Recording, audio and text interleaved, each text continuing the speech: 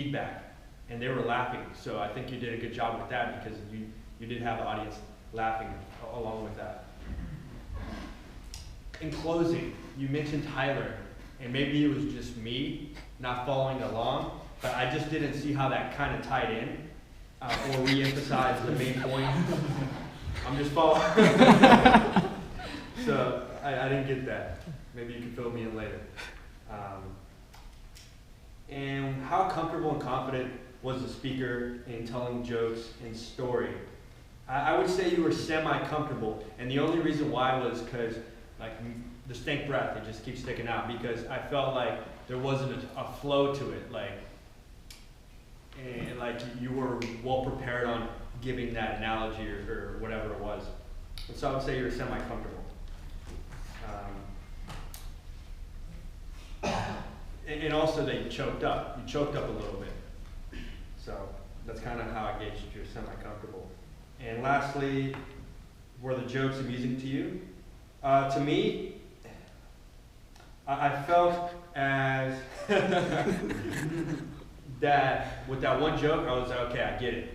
But from here it says to that I didn't see that you were supposed to use a self-deprecating joke. I probably missed that.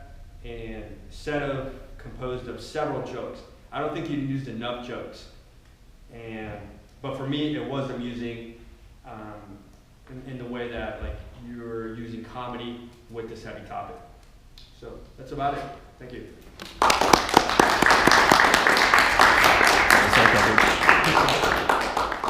In my excitement, I forgot to remind you guys to evaluate Zach from his speech. So if you could take a moment to evaluate his speech using whatever method of writing that you're going to use, and then we'll hop back to do the rest of the evaluation.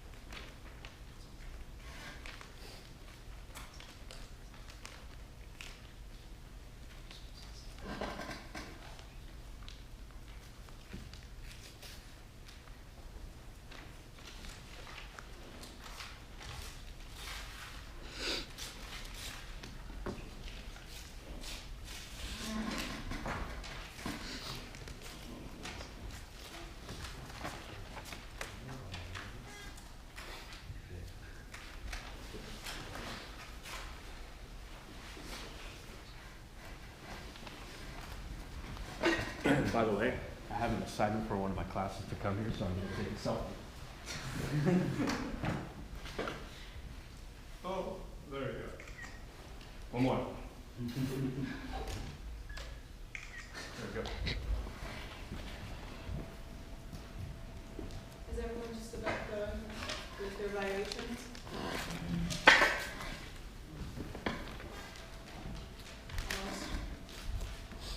I'm going to go ahead and call Tyler Chan up to handle the rest of the evaluations. So he's going to help introduce the other two evaluators. All right. So, we'll wait for Alex.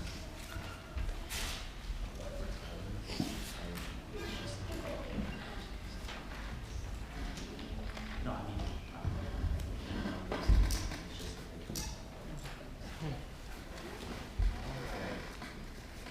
That was our first evaluator. So now we go into our second evaluator. We have Sunny, who will be evaluating Tyler's speech. This evaluation will be 2 to 3 minutes. So 2 minutes green, 2 minutes 30 yellow, and then 3 minutes red.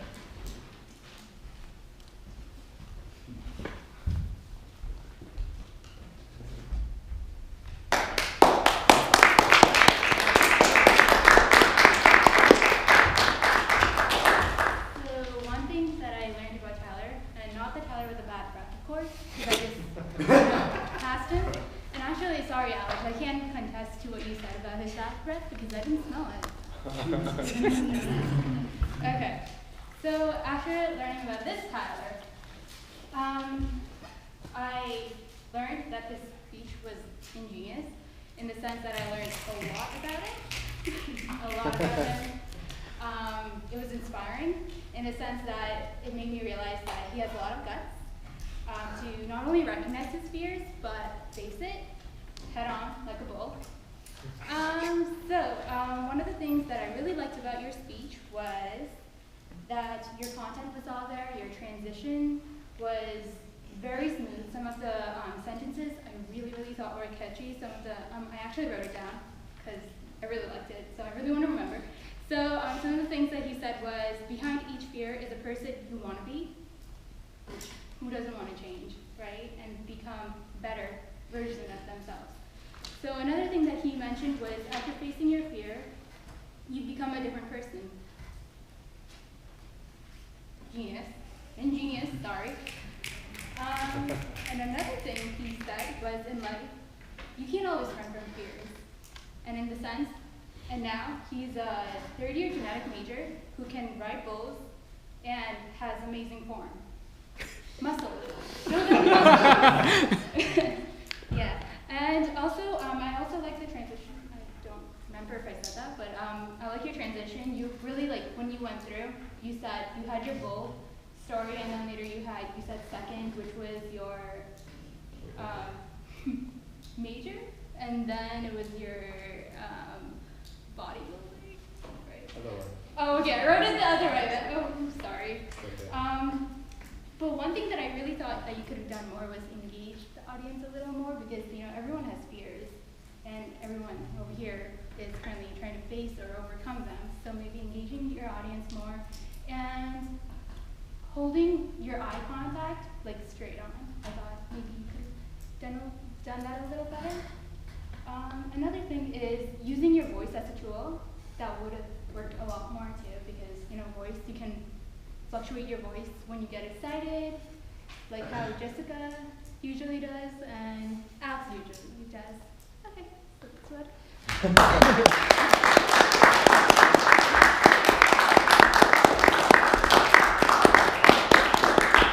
Now for the final evaluator, Jitin, who will be evaluating Zach's speech.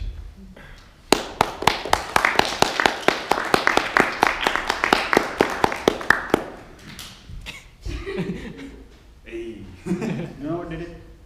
What did I do then?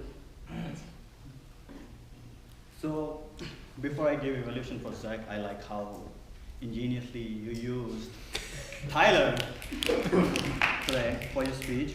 Okay, so coming back to Zach, he gave a speech on presenting an award to Alex, and he is supposed to be evaluated for dignity, grace, and sincerity in his speech. I'll go to each question one by one. Did the speaker clearly explain the purpose of the award? Yes. How effectively did the speaker convey the reasons the recipient deserved the award? So you gave multiple examples of why Alex deserves the award, beginning from how you met him for the first time, and how he came to you and talked to you. So it was good to relate, because a lot of us, all of us have the first day in Toastmasters, so you gave good examples, and I think everybody could relate to it. How sincerely was the speaker in his praise? How sincere was the speaker in his praise? I would say it was ingeniously. So you ingeniously roasted and praised him at the same time. What could the speaker have done differently to make the speech more effective? I personally believe, and I can be wrong about that, that it could have been better in the sense, because I have been listening to you multiple times, and I know your potential is up there, which I could not find, today. I always give you 10 on 10, but today I will give you, say, 8.5 today, okay? I like the second half of the speech, because this particular speech was about presenting an award. In the beginning, I got confused if it is about a roast or an award. So, because you did a lot of roasting in the beginning, I feel that it could have been more on, praising him, at least for this particular evaluation. What did I like about the speech? It was clear, it was ingenious and interesting. It was captivating for sure from the very beginning. And I also like how you smile in between your speeches, and I think, so even if there is a monotone going on, the moment you smile, it gives a variety to your speech, and I think a lot of people smile the moment you smile, a lot of audience smiles at the same time. I think it is your, what should I say, it is your strength. And I have noticed it in all your speeches. Overall, I feel it was a great speech, but not up to your true potential. So I wish you good luck for your future speeches. Thank you very much.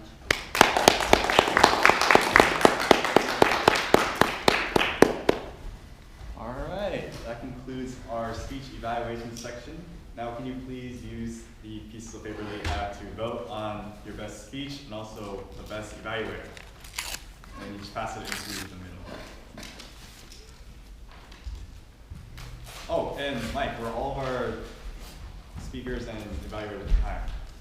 Only Tyler was in time for the speech. Oh, And, so Tyler wins. and for evaluations, Sweetie and Jason were in time. Gotcha.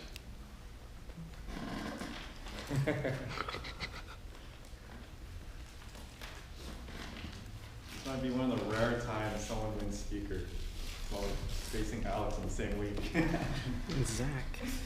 And Zach. Usually Alex just landslides every meeting. No.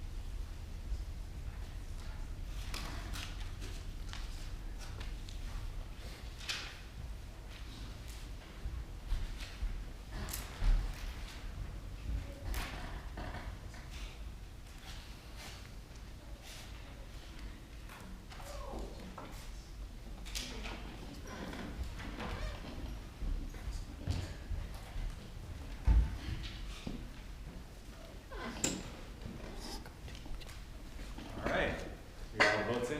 Alex will count them up and announce the winners at the end of the meeting. So now we will bring up the Toastmaster of the Day again to transition us to table topics.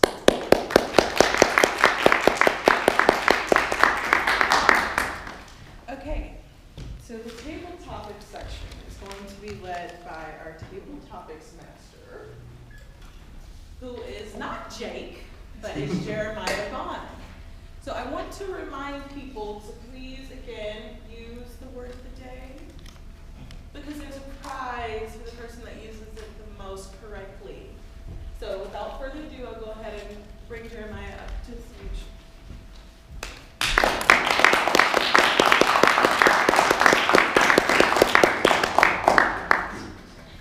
So keeping with today's theme of African American inventors, I created questions based on this topic.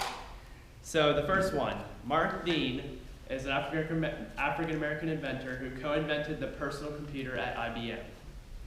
We use the computer all the time for both school and fun.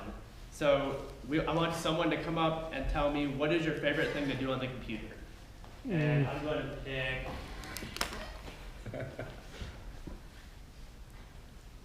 Mike.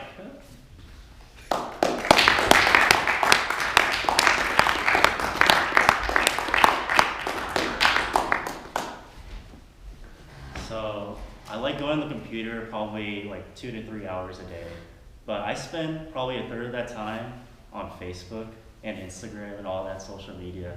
I know that's really unhealthy now that I'm looking back at it, because the average person sleeps 8 hours a day. I spend a fourth of that time, 2 hours on Facebook, and just going to events on Facebook, liking things that don't really matter, and then end. So that's what I usually do. But sometimes when I actually have a lot of schoolwork, I go, and when I'm typing an essay, I actually go on the internet. So I go on Google Docs, and so I use that time. If I'm not using those 3 hours, I use, for example, another 2 hours just to work on schoolwork. And it takes a while because my computer's pretty slow, but I don't think that counts in the time using the computer. when I'm just waiting there, waiting for the computer to boot up.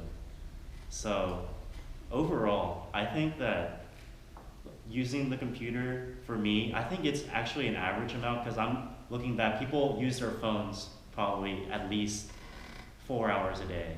And so for me, using the computer half of that time, I feel like that's a healthy amount compared to other people, which is still pretty decent. At least that's what I think. Although I've gotten pretty sick for using the computer 8 hours in one day. So my recommendation is just not do 8 hours. So I feel like I'm pretty healthy in that aspect. Thank you.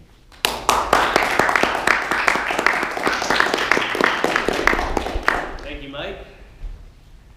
Now, second inventor is Lonnie G. Johnson. He invented the Super Soaker water gun.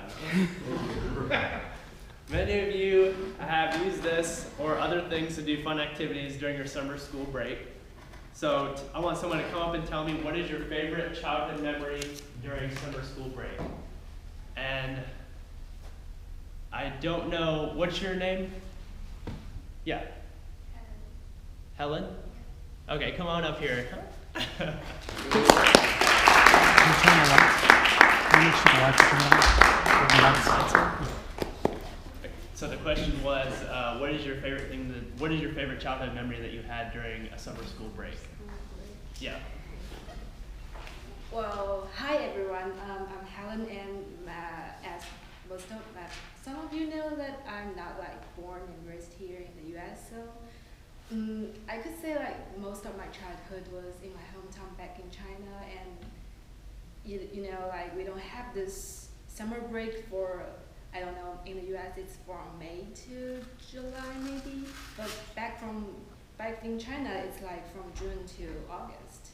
So actually we had this really long summer break, and usually me and my cousins were back in my grandparents' home, and we enjoyed a lot of time there. And for me, the most interesting memory from my childhood and summer break is like how we actually, because my grandparents, they live in the countryside, and we had this really great, like large space of farms, and you can walk on the fields at night, and we actually